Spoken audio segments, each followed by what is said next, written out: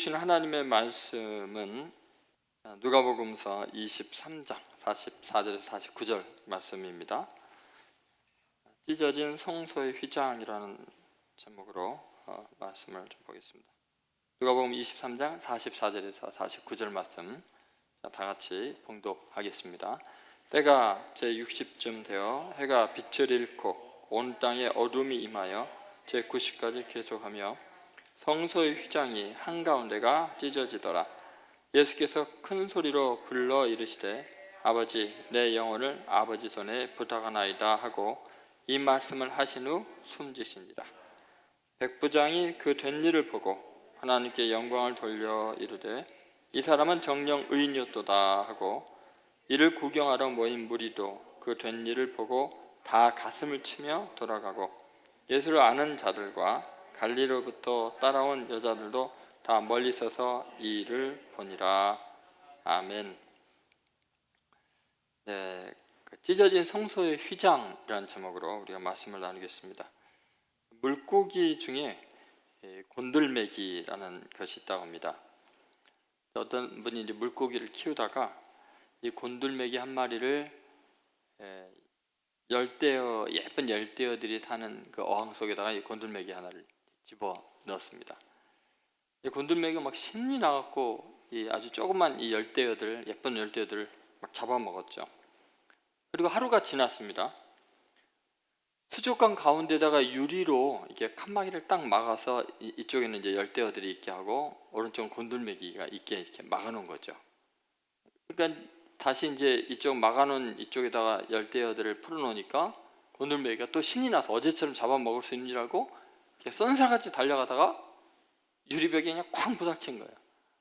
이상하잖아요. 얘는 유리라는 벽이라는 게 상상을 못하니까. 그러니까 다시 또 뒤로 갔다가 잡아먹으려고 확 달렸는데 또 쾅 부닥치는 거예요. 이렇게 그냥 계속 부닥치다 보니까 머리가 너무 아팠겠죠. 이렇게 3일간 잡으려고 애를 쓰고 부닥쳤어요. 그리고 나서 3일이 지난 다음에 유리막을 이렇게 걷었어요. 걷어냈더니 곤들메기가 열대어들이 옆에 이렇게 와도 잡을 생각을 안 하는 거예요. 왜요? 또 해떡한 머리만 부닥치고 자기네 힘이 없고 능력이 없어서 이거 못 잡아먹을 거라고 생각을 한 거예요. 왜냐하면 3일 동안 그거 잡아먹으려다가 머리를 수없이 다치고 아팠으니까 이게 안 되는 거구나. 뭔가 막이 있나 보다. 아니면 자기 힘이 모자란가 보다. 이렇게 생각을 하고 결국은 옆에 열대어들이 왔다 갔다 해도 못 잡아먹고 굶어 죽었다는 그런 이야기. 이게 사실인지 아닌지 모르겠어요. 그런데 어쨌든 그런 이야기가 있습니다. 여러분, 지금 갓 태어난 어린 물고기들은 잘못하면 어미나 다른 물고기에 잡혀 먹기가 쉽습니다. 그래서 저도 예전에 그 구피라는 물고기를 키울 때 새끼들이 나면 빨리 그 수저로 이렇게 밑에서부터 위로 걷어 올리면 얘네들이 몰라요. 그래서 딱 새끼가 나오면 이제 걷어서 옆에다 옮겨요. 유리막으로 이렇게 사이를 해놓고 그래야 안 잡혀 먹거든요. 때로는 좁은 공간에 갇히는 것 같고 제약되는 것 같아도 뭔가 막힌 담이 있다는 거, 그것이 우리가 죽지 않는 길일 수도 있어요. 우리가 이 세상 살아가면서 내 마음대로 자유롭게 다 할 수 있는 것만이 행복이라는 보장은 없을 수 있어요. 아무리 노력을 해도 안 되는 것이 있을 수 있어요. 그것이 어쩌면 우리를 살리는 보이지 않는 막들, 우리 인간 때문에 한계를 규정하는 것들이 아닌가, 그런 생각도 우리가 하게 됩니다. 신앙생활하면서 우리가 이제 때로는 이런 한계를 경험하는데요. 하나님의 거룩하심에 우리가 도달할 수 없는 것들, 내가 정말 원하는 것이지만 이루어질 수 없는, 그리고 그걸 위해서 갈망할수록 상처만 받고 고통만 겪고 난 할 수 없는 존재구나, 이런 한계들을 경험할 때가 있습니다. 그것은 어떤 의미에서 하나님께서 우리를 살려주시려는 은혜의 방편일 수도 있어요. 그 모든 것들이 다 거치고 자유로울 수 있는 때가 또 오겠죠. 어떨 때는 이제 그 모든 것이 거쳐져도 생명의 위협을 느끼지 않고 온전히 거할 수도 있습니다. 오늘 이제 본문에 나오는 성소의 휘장을 한번 보려고 합니다. 예수님께서 운명하시는 그 순간에 어떤 일이 일어났어요? 성소의 휘장이 위로부터 아래로 찢어지는 그런 일이 일어났습니다. 분명히 막혔던 휘장이 이제 찢어지는, 그게 제거되는 이제 그런 일이 있었던 거죠. 그것은 도대체 어떤 의미가 있는 걸까? 이 성소의 휘장이 왜 예수님이 돌아가셨을 때 찢어졌을까? 여러분은 그 성경을 읽으면서 그거 느끼셨어요? 마가복음에도 나오고 그러지만 예수님이 돌아가시는 순간에, 그 운명하시는 순간에 성소의 휘장이 찢어진 걸로 나오죠. 자, 한번 보시죠. 45절과 46절을 보면 이게 이제 연결이 돼서 난데없이 그 성소의 휘장이 찢어진 이야기가 예수님의 죽음 직전에 이제 나오고 있습니다. 45절, 46절 같이 한번 읽어보겠습니다. 성소의 휘장이 한가운데가 찢어지더라. 예수께서 큰 소리로 불러 이르시되 아버지 내 영혼을 아버지 손에 부탁하나이다 하고 이 말씀을 하신 후 숨지시니라, 이렇게 나오잖아요. 그럼 도대체 이 성소의 휘장이 왜 이때 찢어졌을까? 성소의 휘장은 또 왜 있었던 것인가? 그 의미를 생각해 보려고 합니다. 첫 번째는 성소의 휘장이 있다는 것은 하나님과 인간의 단절된 상태를 의미합니다. 완벽하게 거룩하신 하나님과 인간은 구별되어 있다, 이것을 말하는 거죠. 왜냐하면 성소라는 것은 하나님을 만나러 가는, 예배하러 가는 곳이잖아요. 제사를 드리러 가는 곳이잖아요. 그런데 인간이 접근할 수 없는 구역으로 성소 안에 지성소와 성소를 구별하는 휘장을 딱 만들어 놓은 겁니다. 출애굽기 26장 31절부터 33절에 보면 이 휘장에 대한 모양과 역할이 나옵니다. 휘장은 파란색, 그 다음에 자주색, 그리고 홍색, 빨간색, 그리고 배색, 배옷, 배색으로 되어 있습니다.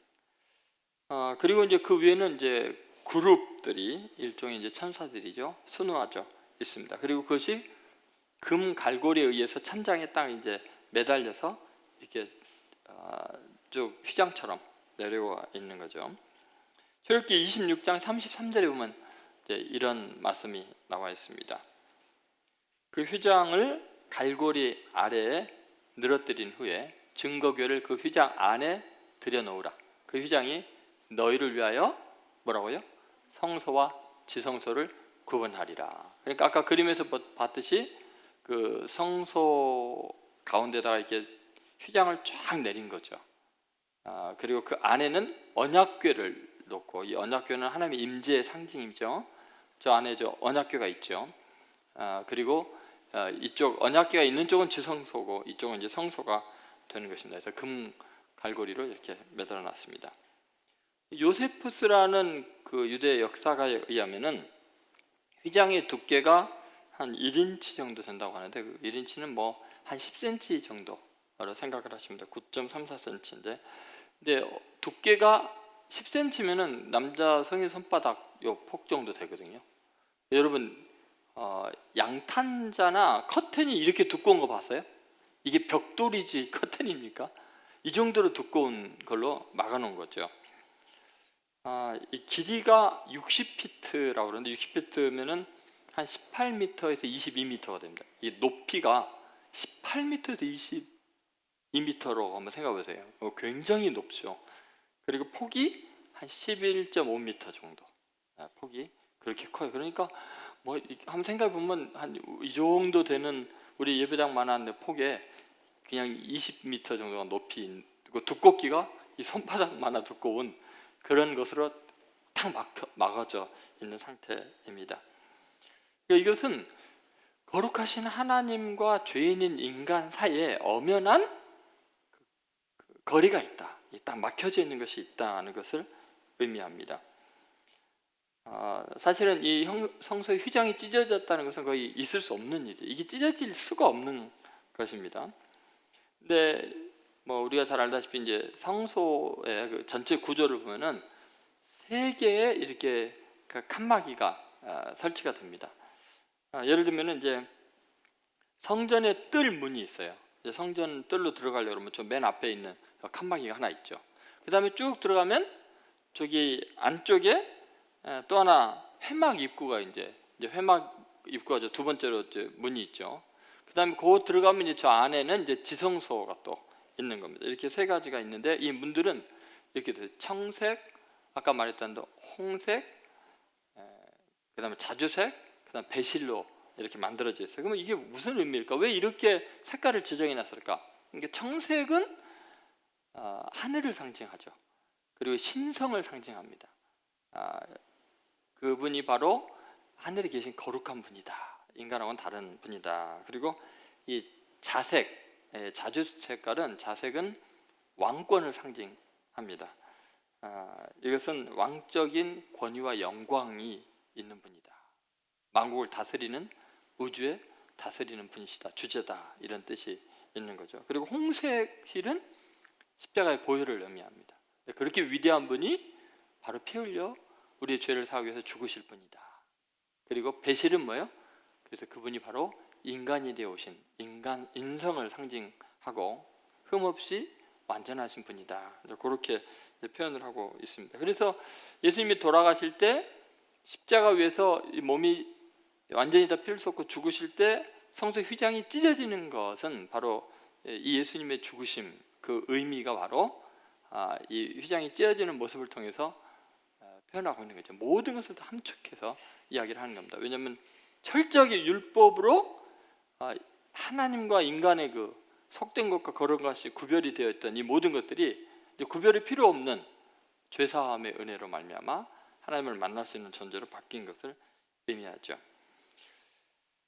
그래서 일단은 이렇게 표현하는 거죠. 너희를 위해서 바로 이렇게 성소 휘장이 막혀 있다. 그렇게 이제 이야기를 합니다. 지성소와 성소를 구별한 이유는 바로 우리를 위해서 그렇습니다. 왜 그럴까요? 하나님의 임재가 계신 거 너희를 위해서 성소와 지성소를 구분하라. 그렇게 출애굽기 26장 33절에 나오잖아요. 너희를 위해서 구분하라. 너희를 위해서. 여러분, 하나님은 너무나 거룩하신 분이기 때문에 죄인인 우리가 그분을 만나거나 보면 죽을 수밖에 없습니다. 그렇기 때문에 오히려 그렇게 막혀져 있는 것 자체가 은혜입니다. 여러분이 이제 뭐 그런 거잖아요. 하나님 살아계시면 보여주세요. 보여주시는데 하나님이 보여요? 나타나요? 그게 은혜예요. 안 나타나는 게. 여러분 정말 하나님께 하나님 나타나 주시옵소서. 하나님 나타나면 여러분 다 죽어요. 다 기절해요. 그냥 살 수가 없어요. 인간이 하나님을 대면할 수가 없어요. 마치 여러분 곰팡이가 나 좀 태양 좀 보고 싶어요 하는 거나 마찬가지예요. 곰팡이 태양 보면 어떻게 돼요? 죽는 거예요. 그냥 어두움이 나 태양 보고 싶어요 하는 건 마찬가지예요. 태양 보면 어떻게 어두움은 즉시로 사라지는 거예요. 죄인인 우리는 하나님 앞에서 견딜 수가 없어요. 어느 정도까지 하나님이 거룩하시면 이 법궤가 지금 휘장 안쪽에 있다 그랬잖아요. 왜 안쪽에다 넣으라 그러냐? 법궤를 인간이 잘못 만지면 죽기 때문에 그래요. 그래서 웃사가 어떻게 했어요? 그 법궤를 실은 그 수레가 이렇게 흔들리니까 웃사가 법궤 안 넘어지게 하려고 잡았다가 어떻게 했어요? 그 자리에서 죽지요. 그것은 굉장히 상징적인 의미가 많아요. 법궤를 위하고 하나님을 위하는 것 같지만 지금 자기가 인간되고 죄인된 존재이고 하나님이 얼마나 거룩한 분이를 착각하는 거예요. 내가 하나님을 지킬 수 있다고 착각하는 거예요. 이것은 너무너무 오만한 영적인 태도예요. 이거 죽을 수밖에 없는 모습이에요. 여러분 여호수아를 통해서 이제 가나안 땅에 처음 들어갈 때 여리고성을 정복하러 들어갈 때 제사장이 법궤를 메고 맨 앞에 가게 해요. 그리고 그 제사장 법궤를 맨 제사장과 백성들의 거리를 2000규빗 떨어져서 가게 해요. 법궤랑 붙어서 가면 안 돼요. 왜냐하면 너무 거룩한 분이기 때문에 잘못한 백성이 다 몰살당할 수가 있어요. 그러니까 2000규빗이 떨어지려면 2000규빗이면 900m예요. 900m. 여러분 900m면요 저 앞에 까마득하게 보이는 거예요. 그러니까 하나님은 너무나 거룩한 분이기 때문에 너희들이 아무리 선민이고 택한 백성이어도 너희들 죽을까 조심해라. 그래서 하나님께서 그러잖아요. 나중에는 너무 죄를 많이 지니까 나 니네들과 같이 안 가겠다. 너희들이 자꾸 죄를 범하니까 잘못하면 너희들이 다 몰살당할 것 같아서 내가 너희들과 같이 안 가겠다. 그러니까 모세가 제발 같이 가게 해달라고 기도를 하잖아요. 그러니까 여러분 인디아나 존스라는 영화 예전에 보셨죠? 그 법궤를 막 서로 가지려고 그러다가 죄인이 뭐 그때 독일이나 뭐 죄인들이 그 자체로 그냥 존재하는 걸 통해서 자네들이 더 힘이 세지는 게 아니라 거룩한 신분을 죄악 가운데 모시니까 오히려 더 잘못 봐서 막 해골이 돼버리고 막 그런 일들 있잖아요. 여러분, 지성소와 성소를 가르는 이 휘장이 있다는 거, 우리가 하나님을 볼 수도 없고 알 수도 없다는 것 자체가 은혜입니다. 은혜. 죄인인 우리에게는 은혜예요. 우리가 아직 죄악 가운데 죄 용서를 받지 못하는 상태에서는 하나님께서 즉시로 나 앞에 안 나타나시는 것이 나를 위해서 가장 큰 은혜라는 거죠. 여러분, 그런데 하나님은 왜 이렇게 지성소를 만들어 두셨을까요? 그것은 1년에 한 번씩 대제사장이 지성소에 들어가서 모든 백성들의 죄를 속하는 그 대속의 제사를 드리기 위해서요. 그래서 1년에 한 번씩 죄사함을 받을 수 있는 기회를 하나님 만들어 주시기 위해서 굉장히 조심성 있게 들어가게 돼 있죠. 레위기 16장에 굉장히 복잡한 규례를 가지고 대제사장이 이제 지성소에 들어갈 때는 온갖 목욕을 하고 그 거룩한 복장을 입고 조심조심 피 흘리는 제사를 다 드린 다음에 제사장 대제사장 혼자만 1년에 한 번 들어가는 거예요. 그것도 발목에다가 밧줄과 방울을 매달고서. 그래서 이제 지성소에 들어가서 하나님 앞에 이제 번 제사를 드려야 되는데, 피 흘리는 제사를 드려야 되는데, 혹시 죄가 미리 깨끗하게 사함받고 자기를 위한 속죄 제물을 드리지 않고 잘못해서 들어가면요, 그 안에서 어떻게 돼요? 즉사하게 되니까. 그러면요, 방울 소리가 안 나면 제사장이 죽은 거예요. 그러면 다른 제사장이 가서 데리고 나올 수가 없으니까, 그럼 들어가면 또 죽으니까 어떻게 해요? 밧줄을 당겨서 시체를 끌어내는 거예요. 그 정도로 거룩한 곳이라는 거죠. 심지어 아론의 두 아들인 나답과 아비후가 잘못된 제사를 드리다가 잘못된 불을 드리다가 그 자리에서 그냥 불이 나서 태워서 죽이는 일이 일어났죠. 레위기 16장 1절 2절 한번 보시죠. 얼마나 조심해야 되는지 같이 있습니다. 아론의 두 아들이 여호와 앞에 나아가다가 죽은 후에 여호와께서 모세에게 말씀하시니라. 여호와께서 모세에게 이르시되 내 형 아론에게 이르라. 성소의 휘장 안 법궤 위 속죄소 앞에 아무 때나 들어오지 말라.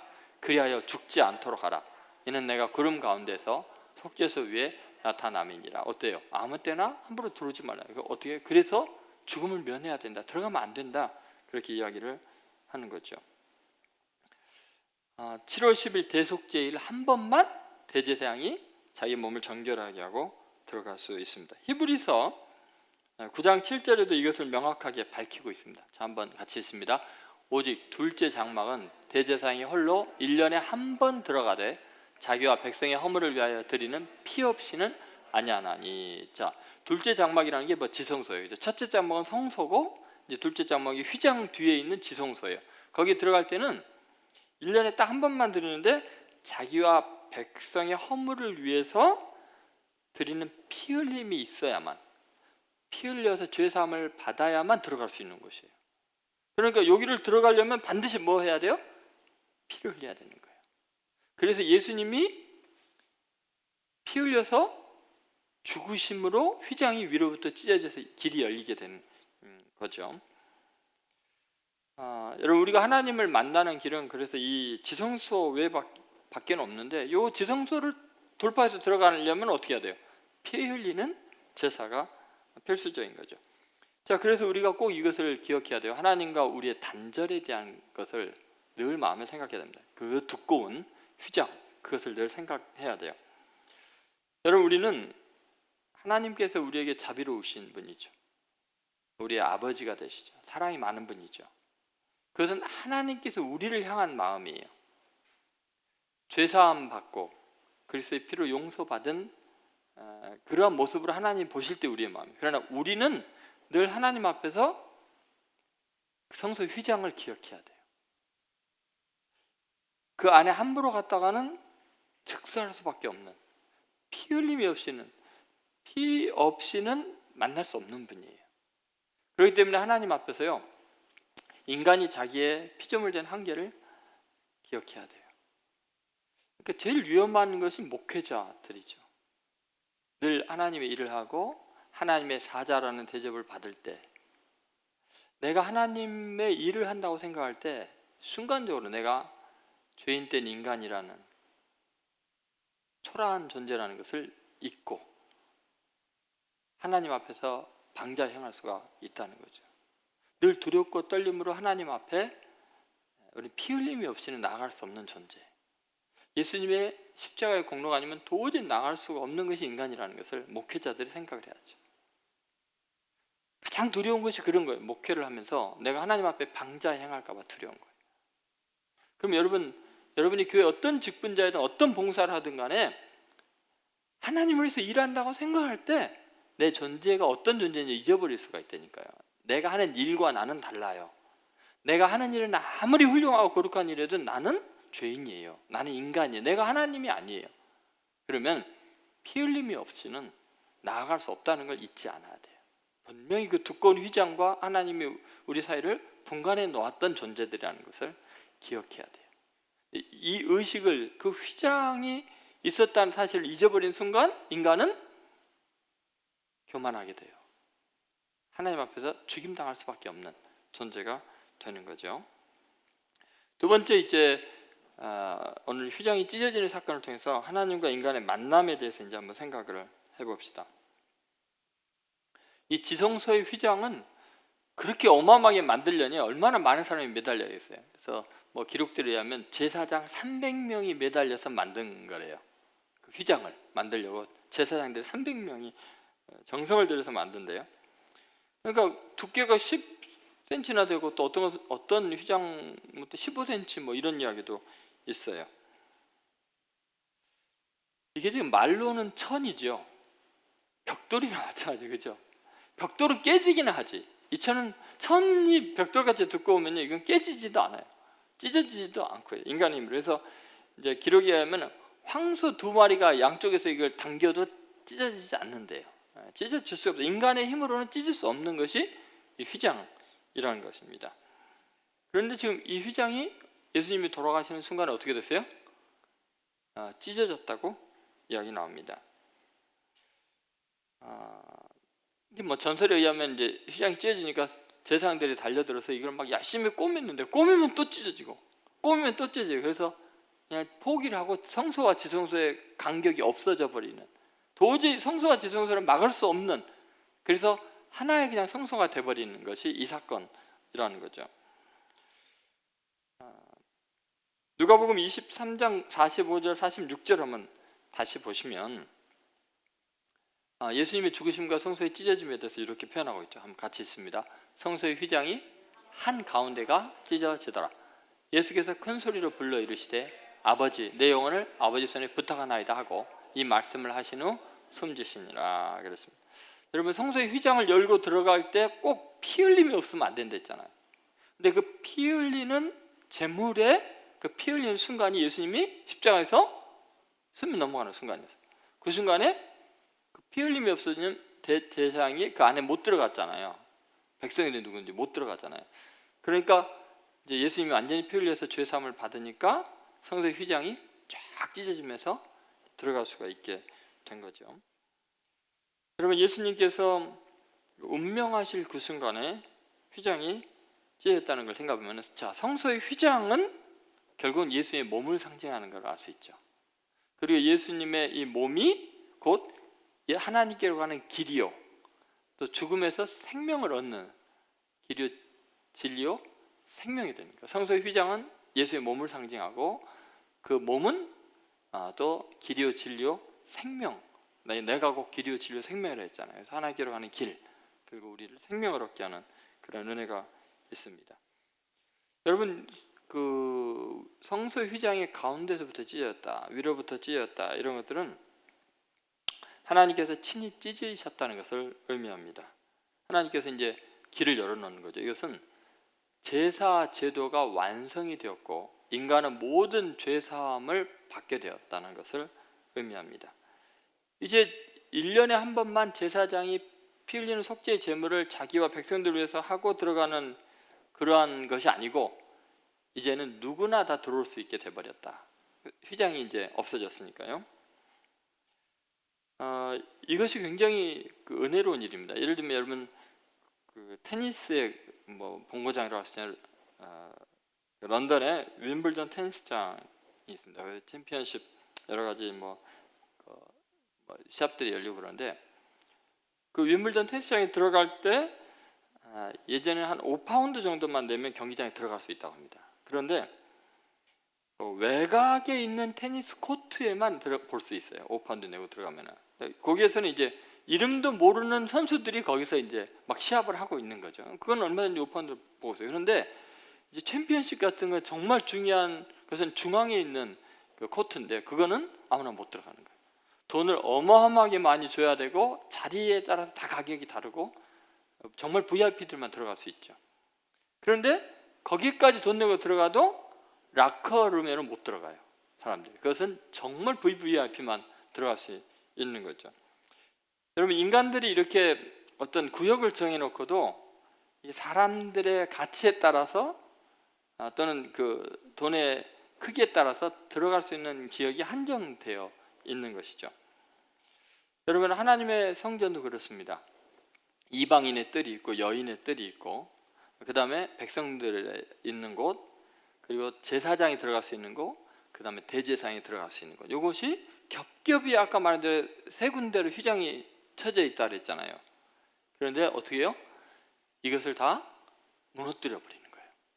예수 그리스도의 십자가의 보혈의 능력이 그냥 이방인의 뜰, 여인의 뜰, 제사장과 대제사장을 구별하는 이걸 다 그냥 불도저처럼 밀어버리는 것이 예수님이 십자가에 죽으시는 사건이라는 거죠. 그래서 아주 멀리 있던 구변이 됐던 이방인들이 유대인과 하나가 되는 거죠.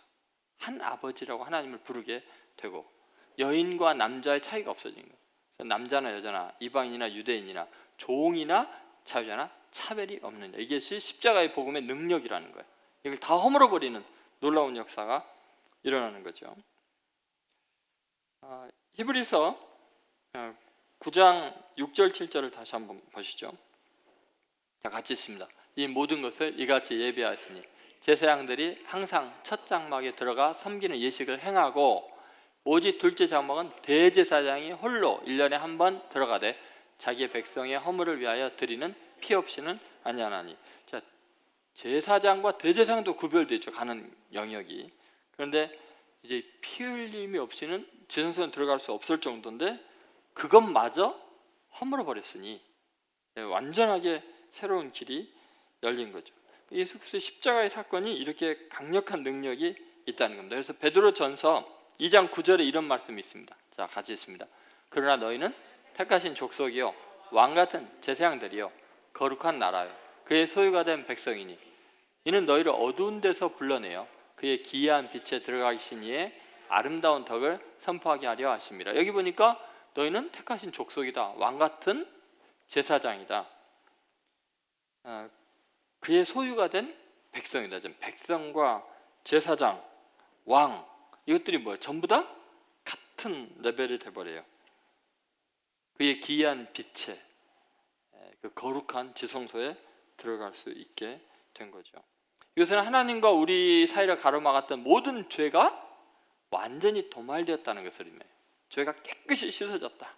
예수 그리스도의 피의 능력이 예수님이 친히 대제사장이 되시고 양과 염소의 피로 아니라 자기 몸으로 단번에 제물이 되어서 드리심으로 우리 죄가 사함받은 거예요. 이것이 얼마나 놀라운 은혜인지 모릅니다. 히브리서 10장 10절에 자 이렇게 되어 있습니다. 같이 읽겠습니다. 이 뜻을 따라 예수 그리스도의 몸을 단번에 드리심으로 말미암아 우리가 거룩함을 얻어노라. 그러니까 성소 휘장이 필요 없어지니까 찢어버리신 거예요. 하나님이. 그렇죠? 단번에 우리는 거룩하게 된 거예요. 여러분, 이것은 제사장도 그대로예요. 백성도 그대로이고, 그런데 예수님이 피를 흘려서 우리를 깨끗하게 하심으로 말미암아 우리가 얻게 된 죄사함의 은혜라는 거죠. 여러분, 이것이 얼마나 큰 은혜인지 모릅니다. 17세기 어느 신학자가 이런 책을 썼어요. The Death of Death on the Cross. 십자가 위에서 죽음의 죽음. 십자가 위에서 죽음이 죽임을 당했다는 거예요. 그것은 더 이상 사망이 우리를 다스릴 수 없는 그런 놀라운 은혜를 허락해 준 겁니다. 그러니까 지성소에 들어가면 인간이 어떻게 돼요? 죽임을 당해야 되잖아요. 근데 그 죽음이 없어진 거예요. 그러니까 지성소에 들어가도 죽지 않는 거죠. 십자가의 보혈의 능력을 의지하면. 그래서 우리가 세 번째 생각할 게 뭐냐면 새롭게 뚫린 생명의 길이에요. 한번 따라해보세요. 새롭게 뚫린 생명의 길. 여러분, 우리를 대제사장으로 삼아서 휘장을 지는 하나님께 나아갈 수 있는 이유는 이는 너희를 어두운 데서 불러내어라고 이야기하고 있습니다. 여러분, 어두운 데서 불러내어 그의 귀한 빛에 들어가게 하셨다 이랬습니다. 여러분, 인간은요 예수 그리스도를 만나기 전까지는 자기 자신이 얼마나 더러운지, 얼마나 교만한지, 얼마나 인간 자체가 악한지를 모릅니다. 그리고는 예수 그리스도의 십자가에 못 박혀 죽이는 그 자리에서까지도 어둠의 권세에 사로잡혀가고 자기가 무슨 짓을 하는지 모릅니다. 실제 여러분 뉴스를 보면요, 인간이 얼마나 어둠의 세력에 잡혀 있는지 알겠죠. 그 막 기가 막힌 이야기도 참 많이 말로 꺼낼 수 없는 고통스러운 일들이죠. 자기 그 친아들이 아니라고 재혼해서 그 어린 아들 6살 5살 이렇게 된 애를 그 검도하는 그 목검이 있거든요. 얼마나 그게 딱딱한 박달나무인지 뭔지 굉장히 딱딱하거든요. 근데 그걸로 때려서 애를 죽일 정도니까 이게 인간이요 얼마나 악에 사로잡혀 있는지 몰라요. 자신들의 감정과 기분, 그 흥분을 조절을 못해가지고 잔인해질 대로 잔인해지는데 이것은 악마화되고요 사탄의 조종을 받고 있는 거예요. 근데 이런 것이 자신의 욕망을 위해서 기분에 따라서 상대편을 참혹하게 하는 거죠. 여러 가지 성범죄 사이트 이런 것들을 즐기고 이런 것들을 보면은 잔혹하기가 그지없죠. 인간이 얼마나 어두운 가운데 사로잡혀 있는지 모릅니다. 그것이 이제 공중의 권세 잡은 자, 사탄의 하수인 노릇을 하는데 그걸 몰라요. 거룩하신 하나님 앞에 서 있지 않으면 우리 인간들은 그렇게 더러움 어두운 가운데 사망 가운데 사로잡혀서 서로를 죽이고 멸망하는 그런 상태가 돼 있죠. 누가복음 23장 44절에 보면은 예수님이 죽으시는 그 당시의 상황을 이렇게 묘사하고 있습니다. 자, 같이 읽겠습니다. 때가 제 60쯤 되어 해가 빛을 잃고 온 땅에 어둠이 임하여 제 90까지 계속 가요. 여러분 지금 낮이어도 해가 빛을 잃었다는 거예요. 어둠이 임하여 있다는 거예요. 이게 무슨 말이냐면요, 인간이 하나님의 아들 거룩한 분을 십자가에 못 박아 죽일 만큼 어둠에 사로잡혀 있는 상태입니다. 그러니까 최고로 어두울 때죠. 가장 인간이 악을 행할 때고 하나님이 되신 그 분을 인간이 죽이는 사건, 그러니까 최고의 인간이 악하여져 있을 때예요. 그때 그 외아들을 십자가에 못 박혀 죽이는 순간 놀랍게 가장 잔인한 최악을 보면 그 순간에 그분의 흘리신 보혈로 인간의 죄가 사해진 거예요. 그리고 휘장이 찢어진 거예요. 하나님은 가장 고통스러울 때, 가장 잔인하고 큰 악을 대면해 계실 때 그 악을 통해서 당신을 희생하심으로 그 악을 제거해버린 거예요. 죄를 사해버린 거죠. 그래서 하나님께서 가장 고통스러운 그 순간에 휘장을 찢어버리시면서 내가 너희들을 사랑한다. 너희들 죄를 이제는 용서했다. 내가 희생당했으니까. 그렇게 지금 이야기하는 거죠. 여러분 예수님께서 우리를 위해서 이 길을 열어놓으신 것이 하늘나라에 가는 길, 생명으로 가는 길, 진리로 가는 이 길, 어두움을 벗어나서 밝은 빛으로 들어가게, 그의 기이한 생명의 빛에 들어가게 하는 것이 쉬운 일이 아니었다는 거예요. 가장 고통스러운 순간에, 가장 억울하고 가장 큰 악을 대면하는 순간에 주님은 용서하셨어요. 그러니까 예수님께서 이렇게 죽으시면서 우리를 용서하시고 하나님께 자기 영혼을 의탁하는 그 정도의 사랑이라면 용서받지 못할 죄는 없어요. 그러겠죠. 하나님을 죽인 인간, 그 가장 어두운 그곳에 있는 자를 기이한 빛에 들어가게 하셨으니까요. 이것이 예수님께서 우리를 위해서 열어놓은 산 길이었어요. 자기 몸을 찢으면서 열어놓은 길이었죠. 아브라함 링컨이 대통령으로 있을 때 백악관에서 있었던 일입니다. 남북전쟁에 참전했던 한 부상병 아주 남는 옷을 입고 온몸이 찢긴 초라한 모습으로 대통령에게 면회를 신청했어요.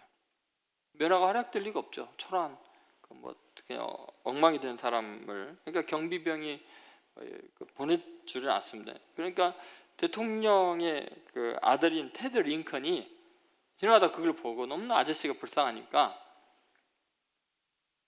달려가서 경비병이 그럽니다. 내 친구다고.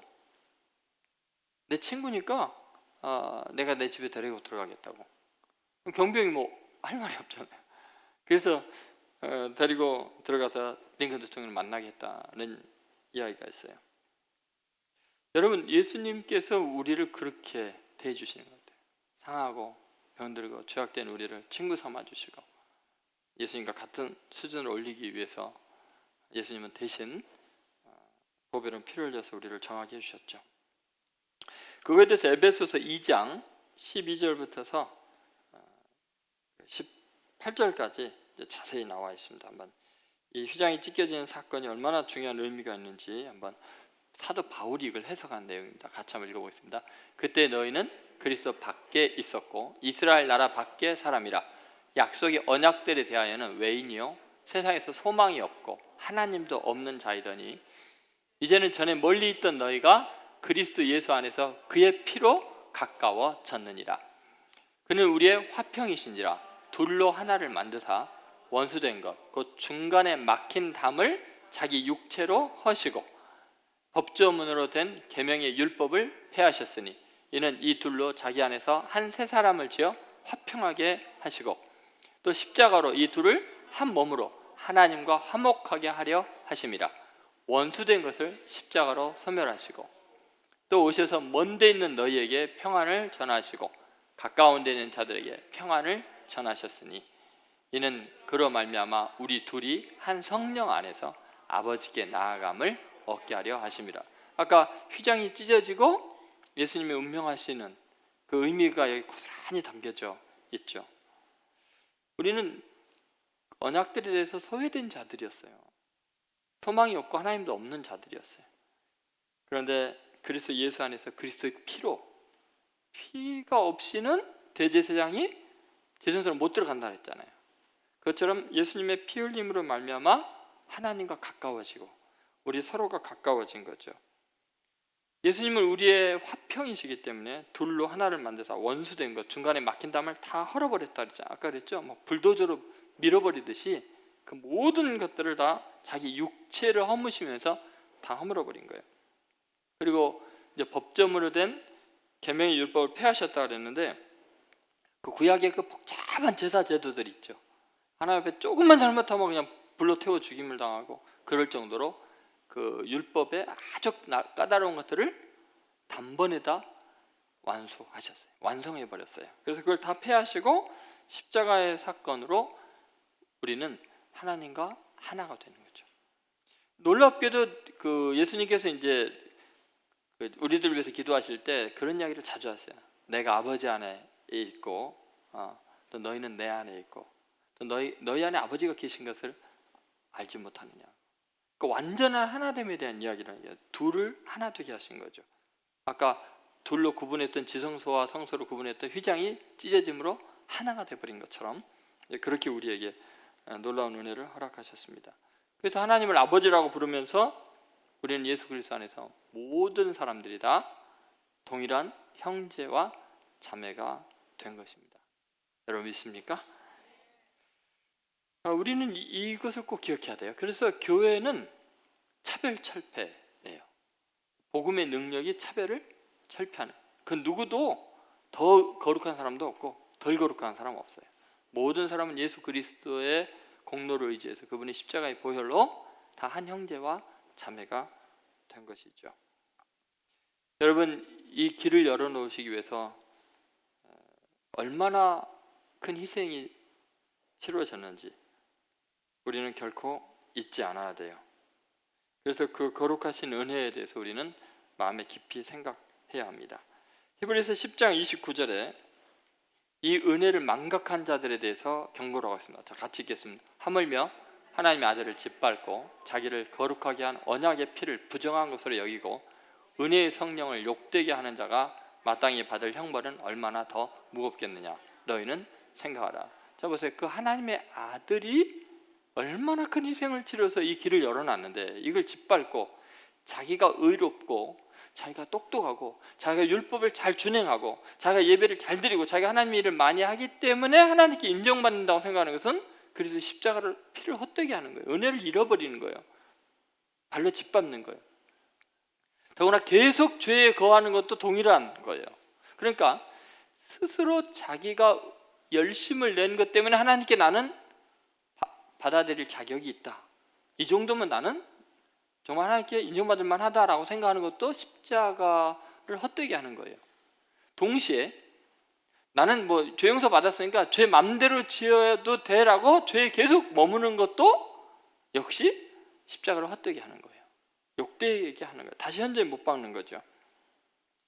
그러니까 여러분 우리는 우리 자신에 대해서 다시 한번 돌이켜 봐야 돼요. 스스로 완벽하다고 생각할 때 가장 위험한 상태예요. 스스로 나는 희망이 없다고 자포자기할 때도 위험한 상태예요. 우리는 내가 의롭던 죄인이던 예수님의 십자가 그분이 만들어 놓은 그 길을 그분과 함께 갈 뿐이죠. 제주 휘필드 목사님이 겪은 이야기인데 그 휘필드 목사님이 머무는 곳마다 가정의 구성원들과 영혼을 위해서 늘 기도를 하고 하나님의 말씀을 나누고 이제 그랬던 분입니다. 그런데 어느 날 연대장인 장교의 가정을 방문하게 됐어요.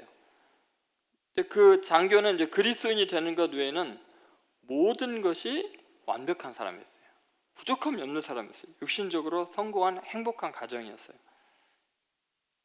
휘필드는 자기가 굉장히 호의를 받고 있고 정말 자기에게 잘해주는 걸 알고 연대장과 그의 아내와 그 딸들의 훌륭하고 고매한 인격과 그분들의 품위 있는 모습 그리고 경제적으로도 성공했고 사회적으로도 존경을 받고 부족함이 없는 그 모습을 보게 되죠. 일주일 동안 그들과 이제 교제를 나누면서 지냈습니다. 그리고 이제 마지막 만찬을 하고 이제 잠자리에 드는데요. 성령님께서 휘필드 마음에 계속해서 말씀을 하십니다. 이 사람은 내게 너무 친절을 베풀어 줬다. 그런데 나는 그들에게 믿음의 신실함에 대해서 말하지를 못했다. 그래서 이제 이 집을 떠나기 전에 내일 아침에 떠나는데 이 복음을 전해야 되지 않을까. 만약에 복음을 받아들이지 않고 예수를 믿지 않는다면 당신들이 그 사회적으로 성공한 모든 것이 다 갖추어져 있어도 실패한 인생이다. 그 말을 해줘야 되는데 너무나 그분들의 삶에 훌륭하니까 압도당해서 부족함이 없는 것처럼 느껴지니까 차마 말을 꺼낼 용기가 안 되는 거예요. 다를 때는 막 그렇게 강력하게 복음을 전했던 사람들이 죄 지은 사람들 보면 회개하라고 막 외쳤던 휘필드가 너무 훌륭한 인격 앞에서 일주일 내내 그걸 말 못하고 그냥 대접만 잘 받고 칭찬만 하면서 지냈던 거죠. 성령께서 잠을 안 재우는 거예요. 너 복음 전하지 않고 뭐하냐. 그들은 너무나 완벽하고 훌륭한데요. 그래도 예수 모르면 다 헛것 아니냐. 휘필드는 이러지도 못하고 저러지도 못하고 너무 괴로워서 무릎 꿇고 밤새껏 기도합니다. 제가 복음을 전할 수 있는 용기를 달라고. 그런데 차마 가서 말을 못하는 거예요. 잠자리에서 일어나서 다시 깨우고 그럴 수도 없고. 그래서 다음날 새벽에 일어나서 다이아몬드 모양으로 예쁘게 빛나는 그 유리창에다가 휘필드 목사님이 이렇게 씁니다. 당신에게 부족한 한 가지가 있습니다. 이렇게 써놓고 떠난 거예요. 그 연대장의 부인이 이제 그 하나님의 사람이 머물던 이제 그 방을 올라와서 정리하면서 그 거룩하신 분이 자기는 믿지는 않지만 그렇게 훌륭하신 분이 머물고 간 그 자리 그것이 어떤 모습일까? 그러면서 이제 흠모하는 마음으로 올라왔는데 보니까 창문에가 당신에게 부족한 것이 있습니다. 이걸 보고는 자기 영혼에 대해서 휘필드는 관심이 없는 줄 알았어요. 그래서 자기 영혼에 대한 그 갈급함 때문에 힘들었는데 하나님의 사람이 그것을 지적해주고 영혼에 대해서 자기를 위해서 기도하고 있었다는 것을 깨닫고는 너무 감격해가지고 야 빨리 오라고. 딸들아 빨리 오라고. 하나님의 사람이 우리에게 부족한 것이 있다고 이야기하지 않냐고. 우리 영혼이 얼마나 그동안 갈급했냐고. 그분이 우리에게 그리스도 예수의 필요함을 이렇게 경고의 메시지로 남기고 가셨다고. 그리고 그 자리에서 그 착한 가족들이 다 무릎을 꿇고 그 한마디에 예수님, 우리는 죄인입니다. 예수님의 공로가 없이는 못 삽니다. 주님을 영접합니다. 회개하면서 완전히 거듭나는 일이 일어났다고 해요. 여러분, 어쩌면 우리는요, 모든 것을 갖추고 있어도 그 한 가지 부족하면 모든 것이 허망할 수 있습니다. 지금 우리가 만나고 있는 많은 사람들이요, 굉장한 사람들인 것 같아도 어둠 가운데 거하는 사람들입니다. 절대로 거룩한 빛 앞에, 기이한 빛 앞에 나아갈 수 없는 사람들이에요. 힘으로도 안 되고 권세로도 안 되고 지식과 지혜가 있어도 안 되고요. 여러분 뉴스에서 계속 보잖아요. 아무리 삶이 훌륭하고 약자들을 위해서 헌신하는 것 같고 민중을 위해서, 민주주의를 위해서 헌신하는 것 같아도 그 속에 있는 어두움에, 공중의 권세 잡은 자 앞에서는요, 다 남을 위해서 굉장한 일을 하는 것 같아도 속이 어때요? 죄악에 사로잡혀서 다 무너지잖아요. 자기 생명을 스스로 끊을 수밖에 없을 만큼 고통스러운 삶들이에요. 죄악의 노예에 불과해요. 아무리 그가 행하는 일이 거룩한 일이고 직분이 대단하고 훌륭한 역사의 업적을 남겨도 예수님의 은혜가 없으면 거룩한 빛에 나아갈 수가 없어요. 여러분 믿습니까? 그래서 우리가 복음을 전하는 것이 그렇게 위대한 일이에요. 휘장이 찢어지기 위해서 하나님은 자기의 독생자의 몸을 찢으시고 우리에게 산 길을 열어놨는데 우리가 그걸 전하지 않으면 그 죽음이 얼마나 아까워요. 다 살할 수가 있는데, 저는 이 시대를 보면서 정말 너무 아깝다는 생각입니다. 지금요 필요한 게요, 민주주의가 아니에요. 뭐 차별금지법이니 어쩌니 뭐 그것도 굉장히 중요한 것 같죠. 여러분 우리가 진짜 외쳐야 될 게 뭔가요? 생각해 보세요. 예수 그리스도의 십자가의 복음, 주님이 열어놓은, 자기 몸을 십자가 못 박고 열어놓은 그 산 그 길, 그 보혈의 능력과 십자가의 능력을 전하지 않으면 별거를 다 해도 소용이 없어요. 여러분 우리는 꼭 다시 한번 찢어진 성소의 휘장을 생각하면서 그리스도의 십자가에 못 박혀 죽으시는 그 보배로운 피의 능력을 생각하면서 이 시대가 이 보혈로 씻음 받기를 바라고, 십자가로 둘을 하나 되게 하신 것처럼 우리가 다 하나 되게 하시는 하나님의 능력을 바라보면서 이 복음의 증인들로 승리하는 여러분 되시기를 주의 이름으로 축원드립니다.